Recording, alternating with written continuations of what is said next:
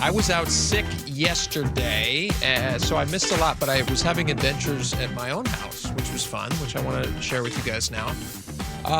Spike, you may have had a similar instance like this in your time as a parent of young children, a similar experience.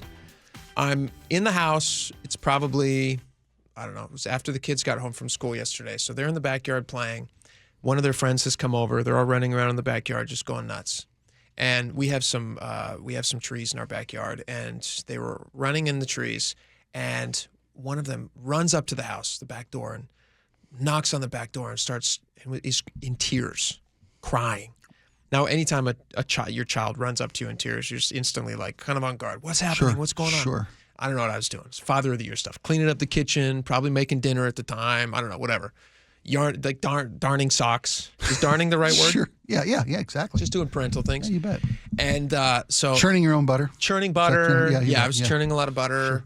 And so my 8-year-old comes up and goes, there's a bird. He's injured. He's in the backyard. He's hurt. Dad, please come and help. And I'm just like, oh, geez, what's going on? Yeah. So I put on my shoes and I go outside and I look, and there's an adorable little bird. I don't know what kind of bird it was. Cute little bird. And he was just laying there on the ground. By the time I got out there, because I had to secure the baby in the house in a spot where he wasn't going to hurt himself. So I run outside. It's probably takes me 2 minutes to get outside, 5 minutes. By the time I get out there, this bird is not moving around anymore. Okay. He apparently was flapping around and doing things. Yeah. And I've got my 3 oldest boys and the neighbor kid, and 3 of them have worked themselves into kind of a fervor over this little adorable dead creature. And I'm sitting there, and it's kind of surreal, and I'm just, I'm already very tired because it was a sick day. Sure. And I was like, guys, this is, but you're trying to be sensitive because they're kids. They're all elementary school. Sure, and it's a teachable moment too. Teachable moment, right? They're watching me, and I know this. I'm keenly aware. They're watching how I react to all these things, and so I say, you know what, guys, this bird lived a good life. He lived a very good life, and I'm trying to have this talk with them. And at the same time, they're like, see if he's dead. Is he dead? Is he dead? And the neighbor kid, I felt so bad about this because we don't know him super well, but he comes over and he plays.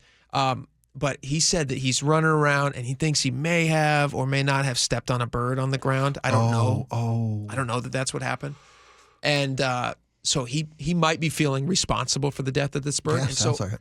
And so now I'm thinking like, all right, well, how do I help massage the situation so that he doesn't go home with a guilty conscience? Also, his parents are going to think, what are they going to think? He's over at our house and he comes home with a story about a bird that died. Right. They're going to need to follow up with that probably and figure out what happened. So I get a stick and I'm poking this bird, and I'm hoping sometimes birds get knocked out unconscious. Sure. Right? Flying to a tree, flying to a window. Flying to a window happens all the time. Yeah, that's what happens at our house. So I'm poking him with a stick, and I'm not going to go down and, we had a story, what was it, like a week ago with the lady who revived a drunk CPR baby. on a drunken baby raccoon. Drunken baby raccoon. Yeah, a little trash panda she brought back to life. It was amazing. She turned her over to animal control. And I'm thinking in the back of my head, I'm like, I might have an opportunity here to bring a bird back to life. Sure, yeah. So I grab a stick. Hero time. Not one. Yeah, exactly. And these kids are all watching me. I'm like, turn away, guys. But of course they're watching. So I grab a stick and I'm pushing on his little tiny bird. I don't know what you call a bird's chest. Yeah, a breast. Sure, yeah, breast. There you go. Pushing on a little tiny bird breast, and I'm hoping that somehow it's stimulating his tiny little heart. Okay. And maybe get something flowing, right? And nothing. Yeah. And he's got that eye, They always kind of have a dead behind the eyes look, birds. They don't have like a ton of character in their eyes. No. Little black, cold. Yeah, cold, like a doll's eye. Yeah. And these kids are staring at this thing, and they're now crying. Oh. It's very sad. Yeah, it's a moment of realization. Well, they're confronting, a reality that we all face. Yep. And now I'm having this conversation with them, and it was the sweetest thing. So my kids go up. They don't want to be, I say, guys, give me some room. It's like I was triaging or something. Yeah. Give me some room, guys. He needs room to breathe. We might be scaring him. Let's give him some room. So they all run over, and this is where I felt like a great parent. My 6-year-old starts leading them in a prayer for the bird.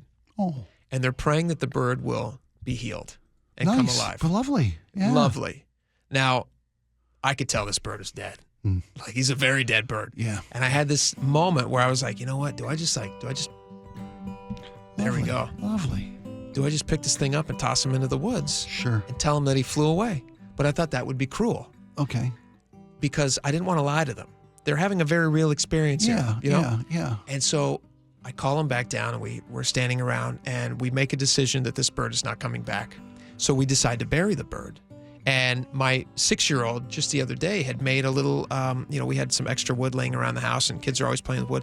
He'd made a little cross, and he had nothing to do with it. He was just kind of running around with it. I don't know if he's hunting vampires, whatever he's doing with it.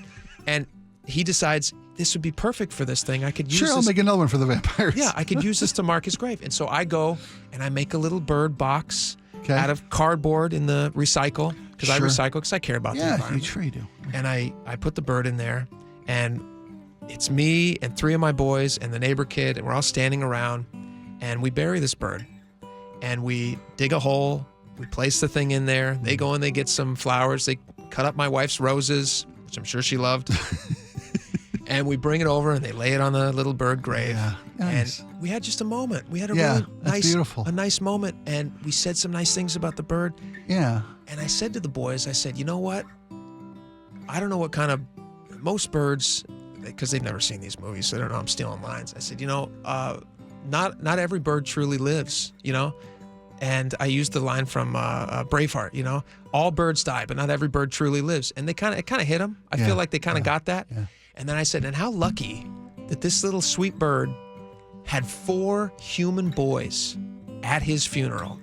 Most birds don't get that. No. They normally just die. Inside of a cat. Inside of a cat. Right. Or against a window. Right. Right? Yeah. And so we bury the thing, and I'm feeling real good about it. And then the kids kind of go back to their thing, and the tears dry up, and they kind of go back to their thing. And I go inside and tell my wife about this, feeling like a hero. Uh-huh. And she goes, well, what if he's just stunned? I hadn't thought about it. It's inside. I did. I said, I hadn't really thought about it. I said, yeah, I guess he could be stunned. Because we had just recently had a bird hit one of our windows. And then 5 hours later, he popped up and he flew off. And she goes, you need to go dig him up. She goes, you might have just killed him. So I go back outside with the shovel and I say, hey, boys, come here. No, did you really? And we dug him up. And the neighbor kid, he runs over to the grave and he goes, we buried him alive. Oh, my God. And I'm just thinking, I'm like sweating now. I'm like, these neighbors are going to hate us. You're a monster. So we dig the bird up. Oh. He's not moving a ton. So we dig the bird up and he's just there. So I open the little box and I'm like, all right, boys, here's what we're going to do. Yeah. We're going to leave him here. Space.